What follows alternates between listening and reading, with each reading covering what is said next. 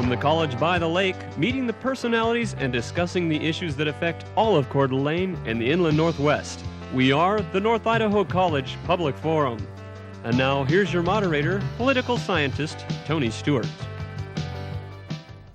Welcome to today's program of the North Idaho College Public Forum. No matter how many years we do this program, it's always a pleasure to find a topic that we have not covered before.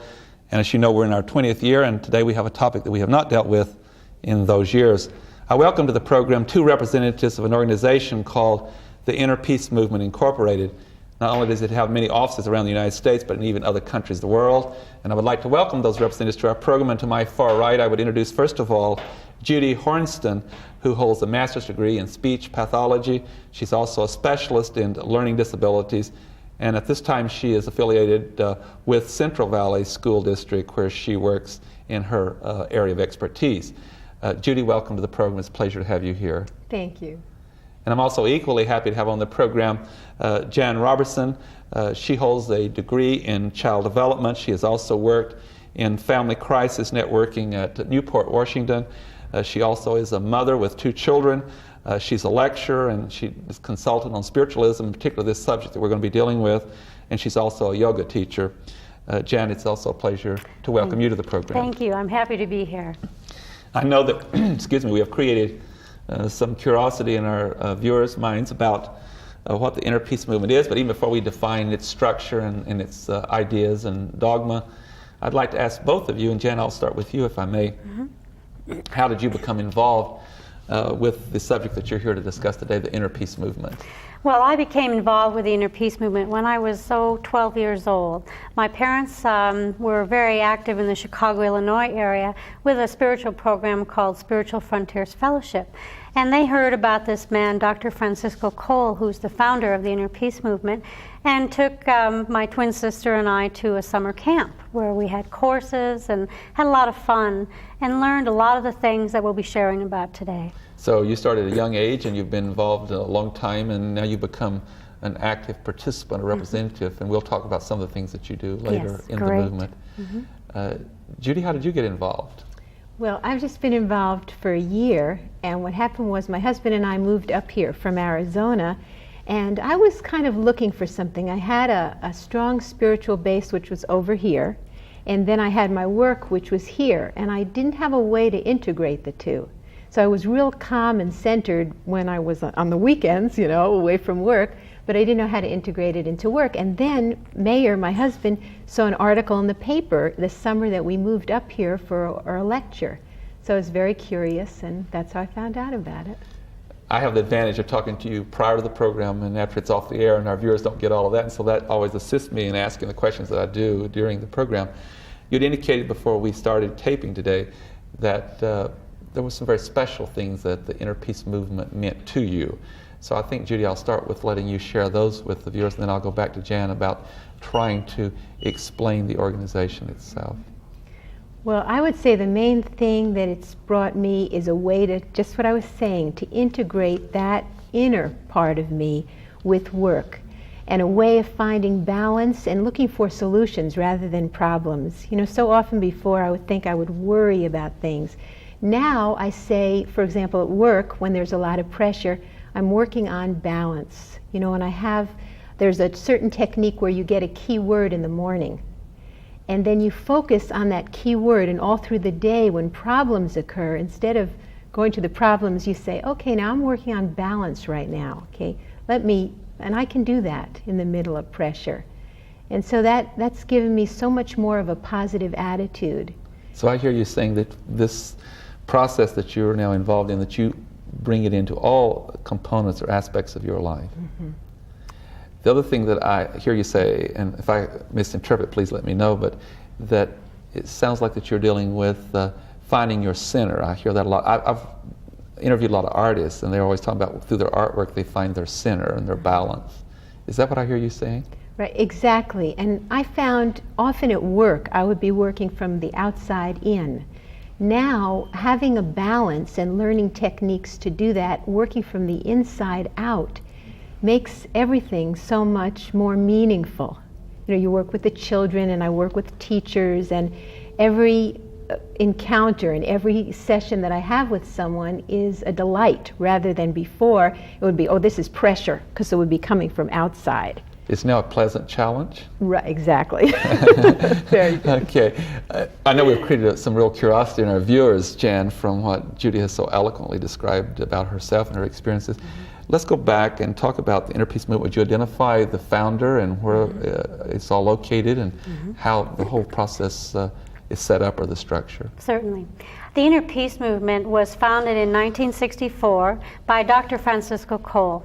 And he's a world-known spiritual searcher who's researched this area for, about 35, 40 years in his own life before he brought it out into the public. Now, excuse me, is he a psychologist, is he? Well, I don't know his exact background, but I know that he's worked with many psychic research people as well as in the field of psychology. Okay. So this program deals with a lot of spiritual understanding. It's like an added dimension to psychology. And when I was younger, I had a lot of what people call now psychic experiences that I didn't understand. And everyone has this psychic ability, but they don't realize it. So Francisco Cole has developed a program that helps people bring it out from within, so that you don't need a guru or someone that gives you the answers, but you can learn to go within and bring out your own potential. And use this in your everyday life, as Judy was saying, in a practical way, so that life is more fun and is a challenge instead of a lot of problems. Now, how is it structured? You have a center here, I believe. Are they located in different parts of the United States and even in other countries? Yes, it's worldwide, it's international. Actually, the headquarters is in Washington, D.C. And there's an 800 number, which I will give during the program, that you can call so you can find out in your area what is happening and how you can become involved. In Seattle, there is a center where people can go for classes weekly or a whole long retreats if they wish for leadership training. That's a facet of the program that's really inspired me to be more confident, is the leadership training. In this area, there are weekly discovery groups that people go to after they've heard the introductory lecture, and intended a workshop where they learn more about the program. And then I understand that there are also people working in this same organization in other countries? Yes, there are people who have toured worldwide. Australia has, at least 2 or 3 camps where people meet for week-long training sessions in the summer. And mostly it's lecturers, people who go around the world, bring this message of freedom, inner freedom, to people all walks and all levels. You've been kind enough to provide information prior to the program, which helps the questioning process, and you also, in doing that, provided areas about individuals in life that I understand that the Inner Peace Movement Incorporated is involved in. And one of those that you listed, and I think we've touched on a little bit, but I really want to get into more depth for both of you and your experiences, is something called personal life experiences. Jan, maybe we can start with you on this one this time. And there are many, many people who are viewing who would not have any exposure to this, and they would be very curious what you mean with that. And so if we could be, as you are a lecturer and oftentimes a teacher, explain what you mean by, and maybe with some examples of what what has happened to you in relation to your personal experiences. Sure. I hear you saying that this potential's in individuals. You have to find a way of tapping it and then using it in your daily life. Exactly. Well, when I was younger, I have a twin sister, and I always noticed that she was a lot healthier than I was. And it wasn't until I was age 10 that I found out that from a psychic, quote unquote, in the Chicago area who came to my house, that I had something wrong with me. And until that time, I had a lot of headaches and caught everything that went around. So the psychic came for dinner, and my mother said, would you give her a little healing after dinner? This is in the 60s when this wasn't as well known. And afterwards, he gave me a little healing, and I remember it well. He said to my mother, I don't want to scare you, but would you please take her to a doctor? I'd like her to have a complete physical. And she says, well, sure, can you tell me more? And he says, no, I don't want to worry you. Well, the next day I came down with the flu. And he called up and said, did you take her to the doctors? And she said, no, she's just got the flu. She'll be fine. And he says, well, again, I don't want to worry you, but please take her to a doctor and have her checked. She says, well, I can't just take her to some doctor and say some psychic guy told me there's something wrong with her, find out what it is. So he says, take her to my doctor. I send people to him all the time. So I went down to the Children's Center in Chicago and had 2 days of testing, found out I had a hole in my heart that I was born with. And the doctors, when asked about it, said, well, she'd had a heart murmur, but so many children have heart murmurs that we don't always follow up on it. So that was a real life experience that, made me realize, well, I had open heart surgery a year later, that people do pick up things about other people that, intellectually we can't explain. And this was a very great help for me, health-wise. And now I'm fine. I don't get the headaches that I used to. But I understand how many people in their everyday life deal with stress and physical ailments, that it keeps them from being able to relax and tune in to this potential that they have.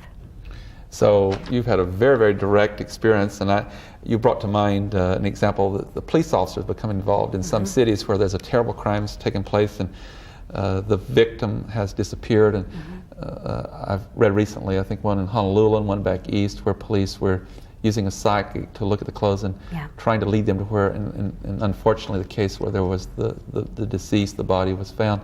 Is it that same kind of experiences that you're dealing with? Yes, only it's more on an individual basis for people who've had experiences that they don't understand in this area, who would like to understand them.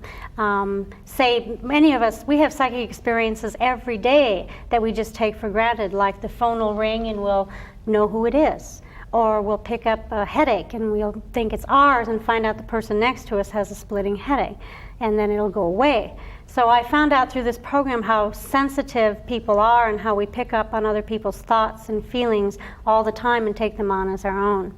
And in the program I learned a technique that I've shared with hundreds of people called spiritual cleansing, which I'll be showing at the workshop, that shows people how to stay in their own energy, to stay relaxed and focused, so that it's like a buffer zone or an aura that protects us from all the thoughts and feelings and negativity in our environment. So we can keep in our own inner peace and do more of what we came here to do with that feeling, and not get hooked into other people's things.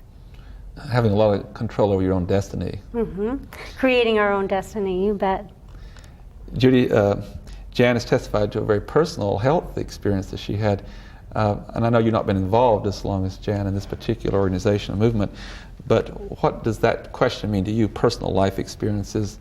I know you've already talked a little bit about how you work on a daily basis from inward, outward, but can you give us some similar specific example of how it affects you in that experience? Sure. I wanted to share an experience, but before I do that, I just want to say, because I know this is something that made me a little fearful in the beginning. This is not a religion, and the thing that impressed me about it is that basically it says we each have certain inner gifts that we're born with, and that we can develop them, and there's no guru on the road. I love this organization because there aren't any leaders. Basically, they're people that kind of help you, and then they're groups that meet at different people's homes just for you to become your own leader of yourself. And saying psychic, I think, is a word that sometimes had kind of gotten me nervous. Or had a negative connotation to some people. Right. But I think what they're saying just is that there is a spiritual realm. We know our emotional realm, we know our physical realm, but so often in life and in our society we deny that we have to nourish ourselves spiritually as well. And it doesn't matter what religion, this is a technique so that you can tap into whatever religion you have and become closer to that spiritual part of you. I don't want to get personal in a way that you do not wish me to do with the audience, but I know that from knowing you personally prior to this, that even though you're involved and very interested in this particular spiritualism, that you also have an organized religion that you participate in. So I hear you saying that it doesn't have to be a replacement for a particular organized religion that you're involved in, but can be an addition. Is that correct? Right, definitely not. I mean, it's not a religion at all. It just enriches your inner life so that whatever religion, whatever thing you're involved in, it makes it better. And it's the concept that we are spiritual beings. We need a way to nourish that. And the experience that I thought of was actually this summer, where I was I was supposed to take a plane and meet my husband, who had already gone to Banff and Lake Louise. And I came into the airport, and suddenly I had a very bad sense of something. And originally, maybe 2 years ago, I would have said, oh, come on, that's ridiculous. But now, having been in this program, I've learned to trust my intuition, that other realm. And I went into a corner and I said, should I listen to this? And I just got this feeling, do not get on that plane. And then I said, what am I going to do? People think I'm crazy. I just walk out of the airport, And the voice again, and through this technique that Jan had mentioned, this cleansing technique, I asked a few times, and I kept getting the same answer. So I went and I just said, can I change my ticket until tomorrow? And they said, fine. Well, I thought I was a little nuts, but the next day, I said, whatever happened to that plane? And they said the plane had mechanical difficulties and the flight was canceled after the people had waited 4 hours. So it's just an example of learning to trust what you feel inside. And that really brought it home to me. Well, you both have been certainly very, very personal in testifying to why that you have the confidence you do in the program. Also, Jan, you had indicated earlier that and identified that there were 4 means of community, I believe. And I wish you would identify all 4, and then we will talk about each of those. Great. As Judy was talking about, she had a feeling. And that's everyone has all 4 of these ways of communicating that I'm going to talk about now. The gift of feeling, or some people call it healing. These are people who like to be like nurses or doctors. They can feel what another person is feeling. And so they're good at healing, making people feel comfortable. The gift of intuition, which a lot of people think of as feeling, but in this program we call it clairaudience. It's like clear hearing. It's like hearing that small, still voice within. Again, we have all 4 of these ways of communicating, but one is a primary way that each one of us communicates. Gift of vision, that's clairvoyant. That's seeing a picture. These people who have this as their first way or main way of perceiving life, it's like a picture in their mind. They see pictures in their minds. The 4th way is the gift of prophecy. These are people that have hunches or inner knowings. They dream very vividly, and they can communicate in life by what they know. And so I can go into more detail in each one of these. I would like for you to do that because we've just at this point identified them. Let's start with the first one when you talk about feeling and healing. And if I may just interject that talking to some people in the medical field, nurses and even physicians, that they often talk about incorporating some, I guess, old concepts, but bring them back into operation, where people who are very sick need to be touched, and how they do those. Off of my long dissertation, would you elaborate upon? Yes, I've also had some training in therapeutic touch, which many nurses are now bringing into the hospitals. People with a main gift of feeling like to touch people, shake your hand, because they get an immediate feeling for how to communicate with you. These are very detailed people. They tend to talk with their hands because that expresses their feelings. The intuitive person deals with words, thinks in ideas. Their inspiration comes through ideas in their heads. They tend to be more direct and honest and think more in a big picture. But they verbalize a lot, would that be true? Yes, they do. And they may say to a feeler, well, you get to the point. And the feeler says, I'm just trying to tell you how I feel.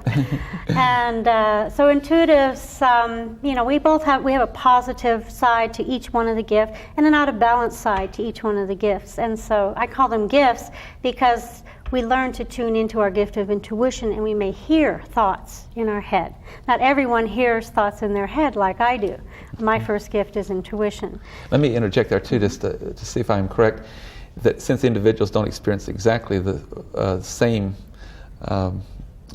gifts in the 4 categories, one must be very respectful of another person. You bet. For example, if some people don't like for someone to come up and put their hand on their shoulder and something, that you should respect that, because that's not the particular approach that they use to get in touch with self. Is that correct? Exactly. And that's why learning about these 4 parts of myself has not only helped me inside, but in communicating with people in general. Because I can feel how a feeler feels and know that they like to be touched or hugged or given more details. Now, the visionary, when they ask you directions, will want a picture. They'll want you to draw them a map. And these are people that tend to want to transact business in person because they want to see your reaction and prefer, at least on the initial contact, not to do it over the phone. Whereas an intuitive person, the clear hearing, can hear a person over the phone and tell what's going on with them by sound. I would also interject here for Judy, who is in the field of education, that with students, it's very important to realize that some people are much more visual learners, Right. and others are not, and that you need both the verbalization and you also need visual aids, blackboards, etc., overheads. Right. This is true within ourselves too. We need to learn to unfold all of these parts of ourselves. You're saying that you have the potential to use all four, but you've just developed one more than others? Well, one is basically our main way of perceiving life, or our easiest way. And then there's like an order of the other three that you can learn more about at this lecture and through the program. So we have all four of them, and bringing them out within ourselves helps us to communicate with everyone better. We've not talked as much about the prophecy point as we have the other three, so would you like to elaborate? The gift of prophecy is that part of us that has inner knowings or hunches. You know, you have an inner knowing that to follow a certain idea or feeling. It's kind of like a combination of all the gifts, because prophetic part kind of moves into each one of the gifts more easily. They work very well under pressure and need to be very creative and always be doing something, or they get kind of edgy.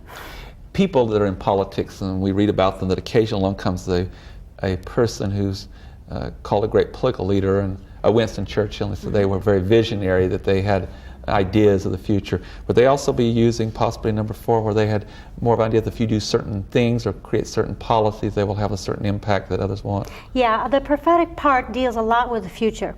They want to know what's coming. They feel secure when they know what's coming. So, and they also have very vivid dreams, sometimes even prophetic dreams, where they will have dreams of what's coming and it will actually happen, where they have like a deja vu experience and say, wow, I think I've been here before. Those in that category, if they dream a lot, would they be more likely also to remember their dreams than people who are not using that as much? Yes, because that's kind of another area we haven't talked on a lot, is the idea of spiritual guidance, or some people would call it like our untapping that 90% of our brain that we don't use.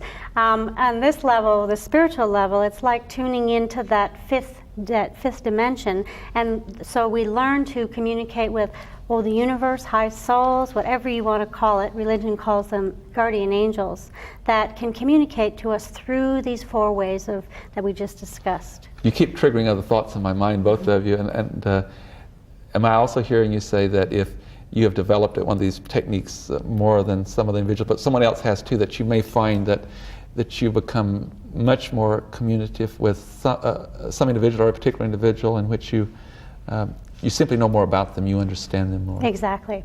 And I feel that one of the reasons that we can tune into another person is because they trust us and we trust them. Okay. And so our motives are to be of service. Mm-hmm. And what I found through this program is that these high souls that I talked about, yes, that they can communicate through these gifts. For instance, I have had many inspirations or ideas, which I wonder, how much of that was mine and how much of that was inspiration from the universe, whatever, yes, you want to call it. And intuitives hear the voice. Feelers have a feeling. Prophetics have a hunch. And visionaries have a picture. And if I don't know how many times we'd say, gosh, I wish I had followed that hunch or that, mm-hmm, feeling. Or intuition. Or intuition, exactly. I want to go back to Judy, and I know that she has already given us an experience, but you identified, Jan, which one that you thought of the 4 that you use most. Mm-hmm. Judy, which one do you think is strongest for you at this point? I know you've been involved with this particular organization a short period of time. But the strongest one for me is vision. And I wanted to give you an example of how it's real important in our relationships with other people. You were mentioning with our students, with my students, yes, at school, and a good teacher would use all modalities. That would be real important. But even in your relationship, with my husband, for example, he's intuitive. So he would always be direct, he would use, mm-hmm, words, and I would say, well, tell me how to get to like a restaurant. And he'd say, well, you do this and you do this and you do that. And I said, no, draw me a map. I need to see a picture of it. And what was real helpful after being in IPM, I could respect the way he wanted to hear something, and I could explain to him how I needed to hear it. So you do both. So, right. So our relationship has really improved. You know, I never understood why he didn't like being, you know, told how the picture was. He'd say, hey, get to the point here, you know, and now I can do that for him. Yes. So. In relation to that one other thing that I want to move on, the time is flying by, but an extraordinary person would be one who has had the ability to develop all four, and I assume that some people have that, and they would be extraordinary person in what they could accomplish in life. Exactly. That's when a person has unfolded all of these parts of themselves, they still have one main way that comes the easiest, okay? Yes. But they can tune into other people much more easily and communicate and are more directed in what they came to do. This program has helped me to understand more of what my life purpose is, and to help others to use the tools and techniques that I've learned so that they can discover more what feels right to them and where they get fulfillment in life. And you still have that individuality. Yes. There isn't any dogma in this program, which is the main reason that I was attracted to it. It's a program where you share ideas, and basically, you know, we respect where other people are at and their feelings, ideas, and experiences, because our experiences is what makes it true to us. And it's not something we can prove or disprove except only to ourselves. Judy knows that I'm very involved in human rights, and that's something that I believe so deeply in. And I've given a number of speeches in which I've indicated when people are victimized and they are discriminated against because of their race, color, and so forth, that their human spirit, which I like to visualize that in one way, is that it's like a flame within the individual, and it burns very high. But if they become victimized, the flame will lower, or it could go out. In other words, their human spirit could be damaged in a very, very severe or maybe fatal way. So would you be saying, Jan, that that would fit into what you're talking about concerning the inner part of a human being? When we feel good about what we're doing, it's like that energy that we are, that soul that we are, expands. And many people call this your aura. Yes. And at the lecture that I'll be doing on November 12th in Spokane, I'll be talking about the aura and how you can learn to tune into other people's auras. And I got the signal that we had 2 minutes left, and I did promise you that you could give the 800 number, and if you'd like to do that now, and then I have one final question. Okay. The 800 number where you can find out more about this in your area is 1-800-336-8008. I have a question that deals also with stress. I've always had a theory that stress is so dangerous to the human health. And Judy, I'll go back to you. And does this particular experience you're having address stress and make it easier to deal with? Oh, tremendously. It certainly does. I want to make sure that I just get in that the lecture is going to be, November 12th at the Comfort Inn in Spokane. And where is that? It's in the Valley. It's off of Sullivan Road, right near the Red Lion, across the street from the Red Lion. Now I have a 1 minute signal. Well, just real quickly, is that there's a way of releasing stress. You learn many techniques so that you can keep your balance and, like you said, maintain that relationship with your own light. And so that you don't care as much what other people think of you, it's more what you think of yourself. And you're suggesting happiness comes through being free. I wish we had more time. I've got the signal to close, and thank you both. It's been a pleasure having you on our program, and I wish you well, and we'll have you back at some future time. Thank you. Thank you. Ladies and gentlemen, I hope you've enjoyed our program, that you'll be with us again next week at this same time when we'll discuss an important subject. Until then, please have a good week. I am Tony Stewart. North Idaho College Public Forum is videotaped live by Telemedia Services on the campus of North Idaho College for viewing at this more appropriate time. We invite you to catch the North Idaho College Public Forum the same time next week on this television station.